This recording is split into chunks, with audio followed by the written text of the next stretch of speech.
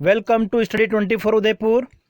आज की इस क्लास में हम सेकंड लेसन का सेकंड पार्ट, ठीक है, फर्स्ट पार्ट हमने जो पढ़ा था कलेक्शन ऑफ डेटा में हमने एक इस चैप्टर से रिलेट कुछ बेसिक कॉन्सेप्ट्स हैं, तो जैसे वेरिएबल क्या होता है, ऑब्जर्वेशन क्या होता है, डेटा क्या होता है, स्टैटिस्टिकल इन्वेस्टिगेशन क्या होता है, फिर इन्वेस्टिगेटर्स कौन होते हैं, उसके बाद में इन्यूमरेटर्स हैं, रेस्पोंडेंट्स हैं और स्टैटिस्टिकल यूनिट क्या होती हैं जो इस चैप्टर में हमारे काम आएगी। उसके बारे में हमने बेसिक कॉन्सेप्ट क्या होता है उसका मीनिंग समझा था।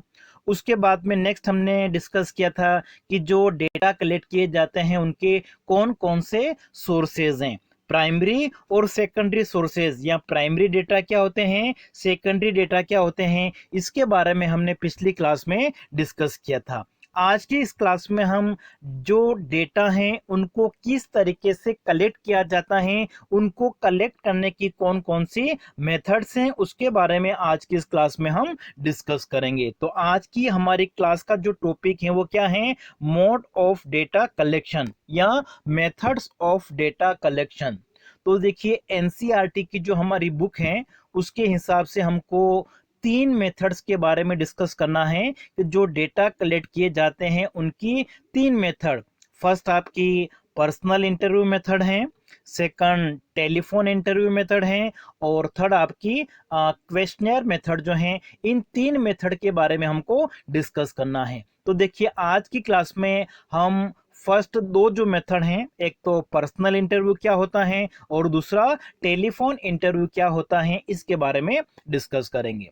तो देखिए सबसे पहले अगर हम फर्स्ट मेथड पर्सनल इंटरव्यू की बात करें तो इसमें जो इन्वेस्टिगेटर हैं, ठीक है, इन्वेस्टिगेटर जो क्या कर रहा है, रिसर्च कर रहा है, जो इन्वेस्टिगेशन कर रहा है, तो वो क्या करता है, जो इंफॉर्मेंट्स हैं, ठीक है, इंफॉर्मेंट्स कौन होते हैं, जो सूचना देने वाले लोग हैं जिनसे हमको इंफॉर्मेशन कलेक्ट करनी है, या जिनको हम क्या कहते हैं, रेस्पोंडेंट्स भी कह सकते हैं। तो जिन लोगों से हमको इंफॉर्मेशन कलेक्ट करनी है, जिन पर्सन से, जिनको हम क्या कहेंगे, रेस्पोंडेंट्स कहेंगे, ठीक है। तो इन्वेस्टिगेटर क्या करता है, जो भी इंफॉर्मेशन उनको रिक्वायर होती है वो इन इंफॉर्मेंट से वो क्या करता है, कलेक्ट करता है।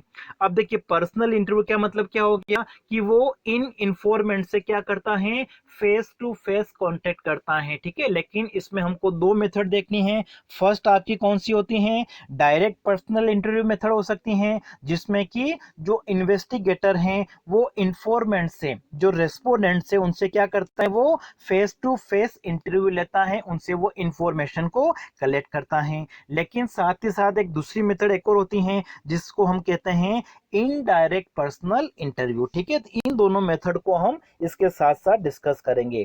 तो देखिए सबसे पहले अगर हम डायरेक्ट पर्सनल इंटरव्यू की बात कर रहे हैं तो इसमें जो इन्वेस्टिगेटर हैं वो क्या करता है, रेस्पोंडेंट्स के साथ में face to face interview conduct करता है, ठीक है। Face to face interview conduct करने का मतलब क्या हो गया, तो जैसे हमको क्लास 11th के बारे में कुछ इंफॉर्मेशन चाहिए, ठीक है, आपकी जो क्लास 11th है अगर उसमें नंबर ऑफ स्टूडेंट्स कितने हैं, 30 स्टूडेंट्स है, तो जब हमको क्लास 11th के बारे में कोई इंफॉर्मेशन कलेक्ट करनी है तो ये जो 30 स्टूडेंट्स हैं इन सभी 30 स्टूडेंट्स से हम क्या करते हैं, फेस टू फेस इंटरव्यू लेते हैं, मतलब फेस टू फेस इनसे कांटेक्ट करके हम इंफॉर्मेशन को कलेक्ट करते हैं। तो इस मेथड को हम क्या कहेंगे, डायरेक्ट पर्सनल इंटरव्यू, ठीक है। डायरेक्ट पर्सनल इंटरव्यू में क्या होता है कि जो इन्वेस्टिगेटर होता है वो रेस्पोंडेंट से, इंफॉर्मेंट से, जिनसे हमको इंफॉर्मेशन कलेक्ट करनी है उन सभी से वो डायरेक्ट पर्सनल कांटेक्ट करता है, डायरेक्ट वो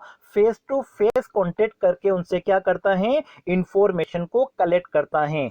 जैसे हमको क्लास 11 के 30 स्टूडेंट है उनसे अगर इंफॉर्मेशन कलेक्ट करनी है तो इन 30 स्टूडेंट से इन्वेस्टिगेटर क्या करेगा, पर्सनल इंटरव्यू करता है, फेस टू फेस इनसे कांटेक्ट करके वो क्या करेगा, इंफॉर्मेशन को कलेक्ट करता है। तो इस मेथड को हम क्या कहेंगे, डायरेक्ट पर्सनल इंटरव्यू।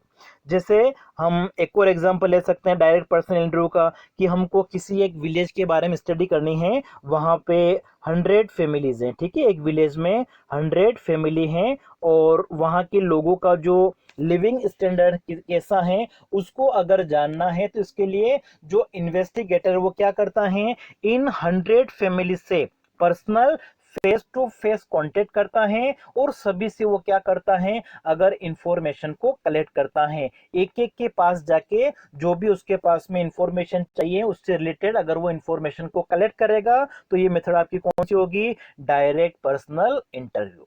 अब देखिए सेकंड मेथड जो है वो कौन सी है, इनडायरेक्ट पर्सनल इंटरव्यू। ठीक है, डायरेक्ट में तो क्या हुआ था कि जो इन्वेस्टिगेटर हैं वो सभी से पर्सनल कांटेक्ट करता है, फेस टू फेस कांटेक्ट करके क्या कर रहा है, इंफॉर्मेशन को कलेक्ट कर रहा है। लेकिन इनडायरेक्ट मेथड में क्या होता है, जब इनडायरेक्ट मेथड का यूज किया जाता है तो इन्वेस्टिगेटर क्या करता है, उस पर्सन से जिनसे इंफॉर्मेशन को कलेक्ट करना है उससे वो डायरेक्ट कांटेक्ट भी कर सकता है, या इनडायरेक्ट कांटेक्ट करके अगर जो भी उसको इंफॉर्मेशन चाहिए, जो भी उसको इंक्वायरी करनी है उससे रिलेटेड अगर वो इंफॉर्मेशन को कलेक्ट कर लेता है, तो इस मेथड को हम क्या कहेंगे, इनडायरेक्ट पर्सनल। ठीक है, इनडायरेक्ट पर्सनल में क्या होता है कि जो इंफॉर्मेंट्स होता है उनसे इन्वेस्टिगेटर डायरेक्ट कांटेक्ट नहीं करके इनडायरेक्टली, ठीक है, इनडायरेक्ट का मतलब क्या हो गया कि जैसे हमें क्लास 11th के जो 30 स्टूडेंट्स है उनके बारे में अगर हमको इंफॉर्मेशन चाहिए, ठीक है, क्लास 11th के 30 स्टूडेंट से इनके बारे में इंफॉर्मेशन के लिए हम इन 30 स्टूडेंट से कांटेक्ट नहीं करके इनके बारे में जो इंफॉर्मेशन रखने वाले हैं, जो विटनेस हो सकते हैं, ठीक है, जो इन लोगों को, इन स्टूडेंट्स को जानता है, जैसे कि हमने क्या किया कि जो क्लास मॉनिटर हैं उस क्लास मॉनिटर से इन 30 स्टूडेंट्स के बारे में हमने इंफॉर्मेशन कलेक्ट कर ली, या जो क्लास टीचर हैं उनसे हमने इंफॉर्मेशन कलेक्ट कर ली, या हम एक स्कूल के बारे में स्टडी कर रहे हैं तो स्कूल में जितनी भी क्लासें हैं उन क्लास टीचर के, ठीक है, उन सभी क्लासों के जो क्लास टीचर हैं उनसे कांटेक्ट करके सभी स्टूडेंट्स के बारे में अगर हम इंफॉर्मेशन को कलेक्ट कर लें, तो ये मेथड आपकी कौन सी होगी, इनडायरेक्ट पर्सनल इंटरव्यू। ठीक है, जैसे हम एक और एग्जांपल लेते हैं कि एक विलेज में जैसे 100 फैमिलीज हैं, उन 100 फैमिली से हमको अगर इंफॉर्मेशन लेनी है और सभी से पर्सनल कांटेक्ट किया जाएगा, ये मेथड से कौन सी होगी, direct personal interview.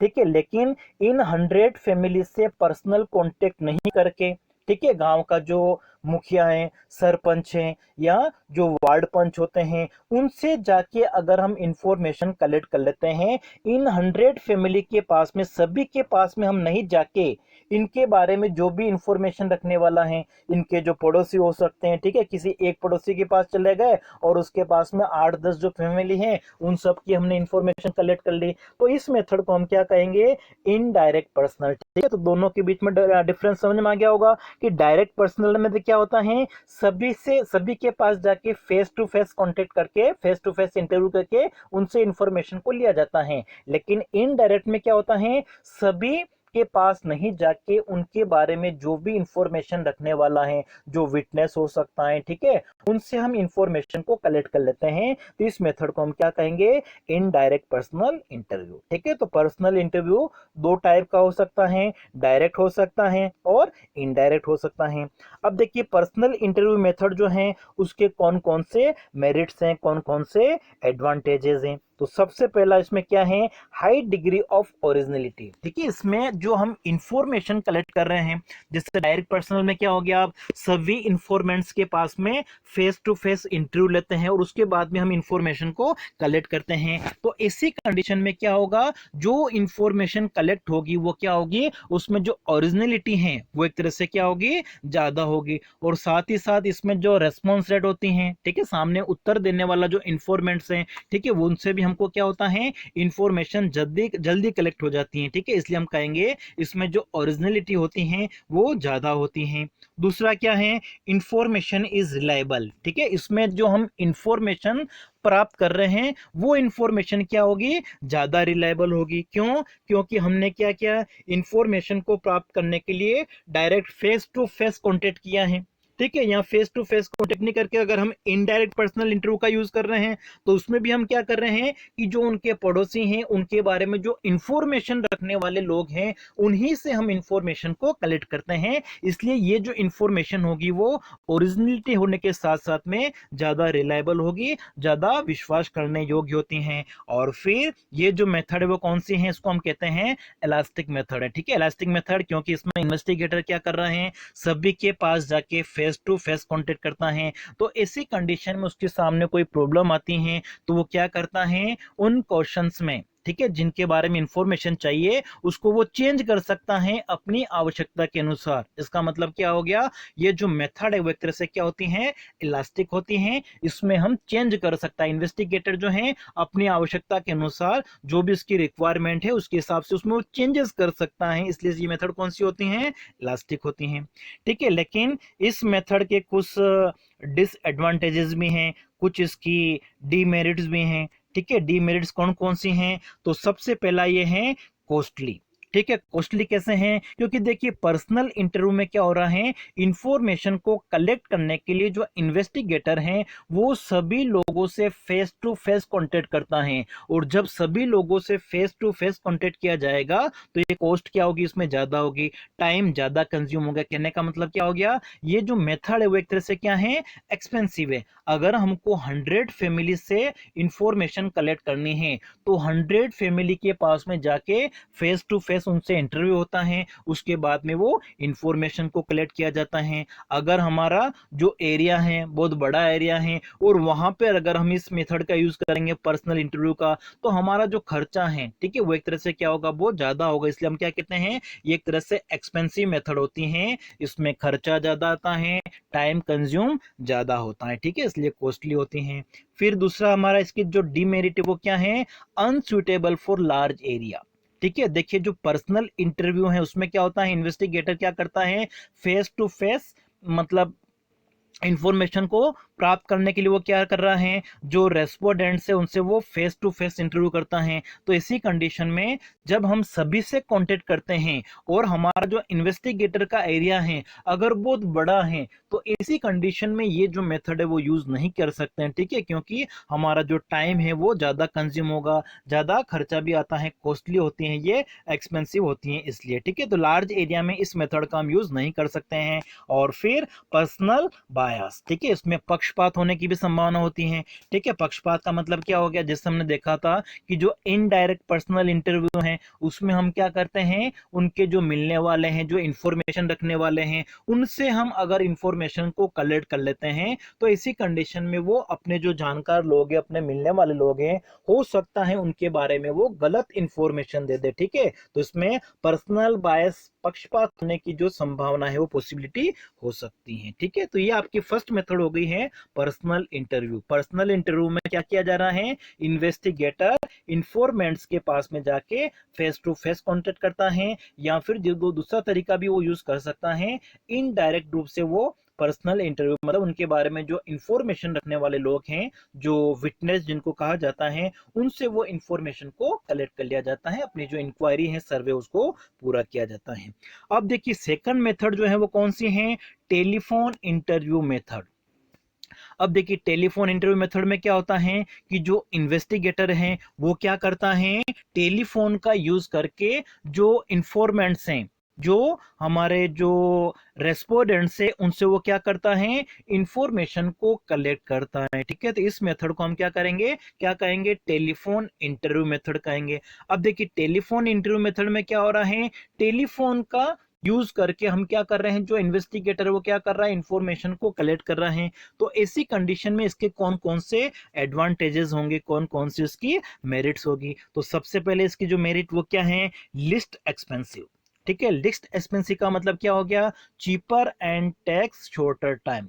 Personal interview में तो क्या हो रहा था, सभी लोगों के पास में जाके, ठीक है, जिनसे भी हमको इंफॉर्मेशन कलेक्ट करनी है, इन्वेस्टिगेटर को फेस टू फेस कॉन्टेक्ट किया जाता है, तो उसमें टाइम ज़्यादा कंज्यूम होता है, ज़्यादा कॉस्टली होती है, वो एक्सपेंसिव होती हैं। लेकिन टेलीफोन इंटरव्यू में क्या हो रहा है, टेलीफोन से ही एक तरह से क्वेश्चंस जो है वो पूछ लिए जाते हैं और इंफॉर्मेशन को कलेक्ट कर लिया जाता है। इसका मतलब इसमें हमारा जो टाइम कंज्यूम होता है इन्वेस्टिगेटर का, कम टाइम कंज्यूम होगा, इसमें खर्चा भी एक तरह से क्या होगा, कम होगा। इसलिए हम क्या कहेंगे कि ये जो मेथड है वो लिस्ट एक्सपेंसिव है, चीपर है, ठीक है। और उसके बाद में रिलेटिवली हाई रिस्पॉन्स रेट, ठीक है। वो अब देखिए इसमें क्या होता है कि टेलीफोन का अगर यूज करके इंफॉर्मेशन को कलेक्ट किया जा रहा है, तो जो इंफॉर्मेशन देने वाले लोग हैं, हो सकता है कि जो इंफॉर्मेशन हमको फेस टू फेस इंटरव्यू में नहीं मिले, लेकिन टेलीफोन पे वो इंफॉर्मेशन को दे भी सकते हैं। इसका मतलब क्या हो गया, इसमें जो रेस्पॉन्स रेट होती है, ठीक है, वो एक तरह से क्या होती हैं,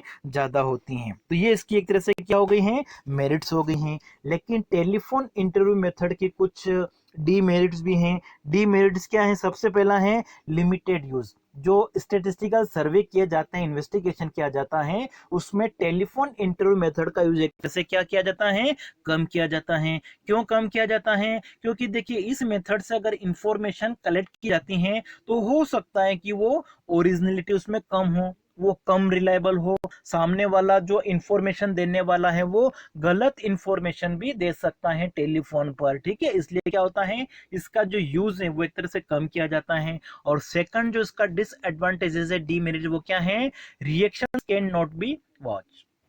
मतलब जब टेलीफोन मेथड का यूज किया जाएगा इंफॉर्मेशन को कलेक्ट करने के लिए, तो जो इंफॉर्मेंट्स हैं, जो रेस्पोंडेंट्स है, जो हमको सूचना दे रहा है, उसकी रिएक्शन क्या है, ठीक है। जब उससे कोई क्वेश्चन पुटअप किया जाता है तो उसकी जो रिएक्शन होती है वो हम इस पे टेलीफोन पे नहीं देख सकते हैं, ठीक है। तो इसलिए हम कहते हैं कि ये एक तरह से क्या है, इसकी डीमेरिट है, ये इसकी कमी है। तो देखिए आज की जो हमारी क्लास में, इसमें हम केवल ये दो मेथड पढ़ेंगे।